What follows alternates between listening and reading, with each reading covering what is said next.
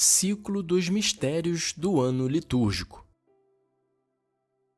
Durante todo o correr do ano, a celebração do sacrifício eucarístico e o ofício divino se desenvolvem sobretudo em torno da pessoa de Jesus Cristo e se organizam de modo tão harmonioso e adequado que faz dominar o nosso Salvador nos seus mistérios de humilhação, de redenção e de triunfo.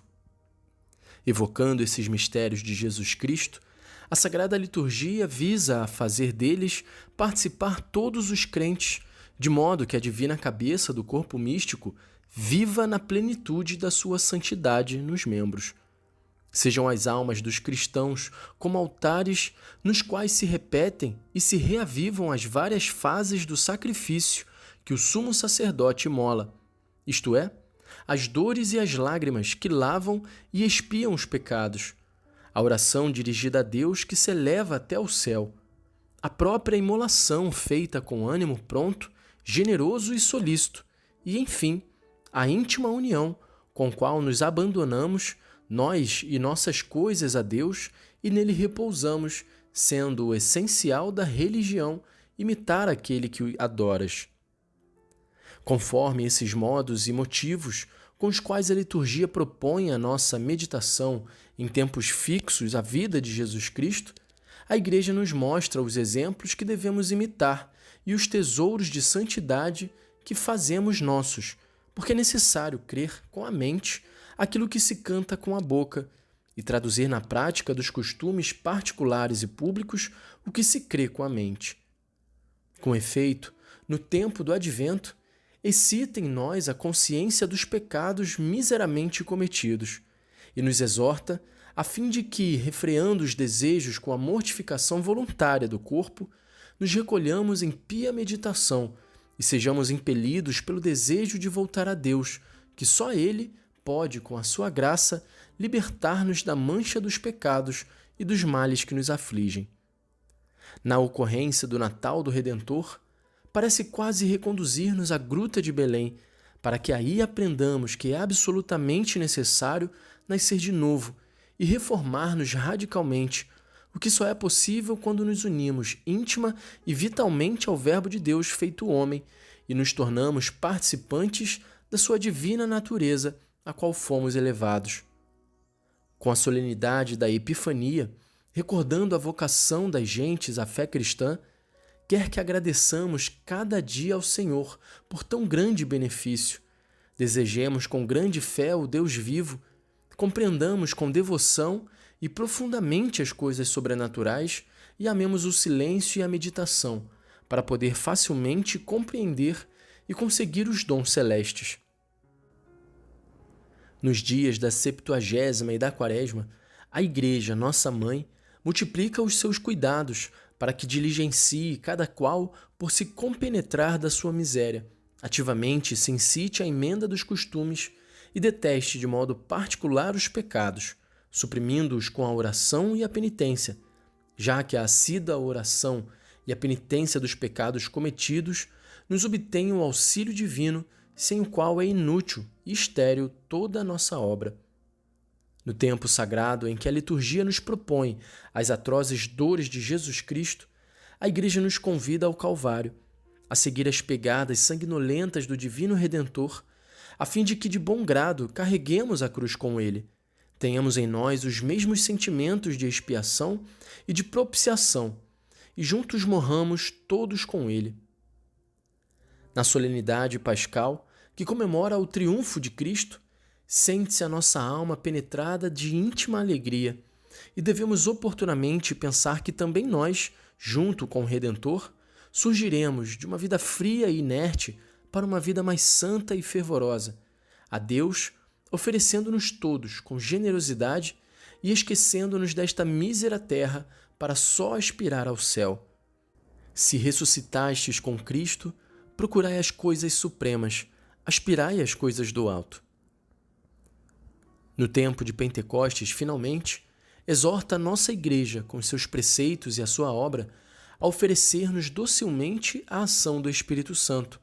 o qual quer acender em nossos corações a divina caridade para progredirmos na virtude com maior empenho e assim nos santificar, como são santos Cristo Senhor e o seu Pai Celeste. Todo ano litúrgico, assim, pode dizer-se um magnífico hino de louvor que a família cristã dirige ao Pai Celeste por meio de Jesus, seu eterno mediador. Mas requer de nós ainda um cuidado diligente e bem ordenado para conhecer e louvar sempre mais o nosso Redentor. Um esforço intenso e eficaz, um adestramento incansável para imitar os seus mistérios, entrar voluntariamente no caminho de suas dores e participar finalmente de sua glória e eterna beatitude. De quanto foi exposto, aparece claramente, veneráveis irmãos, quanto estejam longe do verdadeiro e genuíno conceito da liturgia escritores modernos, que, enganados por uma pretensa disciplina mística mais alta, ousam afirmar que não nos devemos concentrar no Cristo histórico, mas no Cristo pneumático e glorificado. E não duvidam asseverar que na piedade dos fiéis se tenha verificado certa mudança, pela qual Cristo foi como que destronado com o apegamento de Cristo glorificado, que vive e reina nos séculos dos séculos, assentado à direita do Pai, enquanto em seu lugar foi colocado o Cristo da vida terrena. Alguns, por isso, chegam ao ponto de querer tirar das igrejas as imagens do divino Redentor que sofre na cruz. Mas essas falsas opiniões são de todo contrárias à sagrada doutrina tradicional.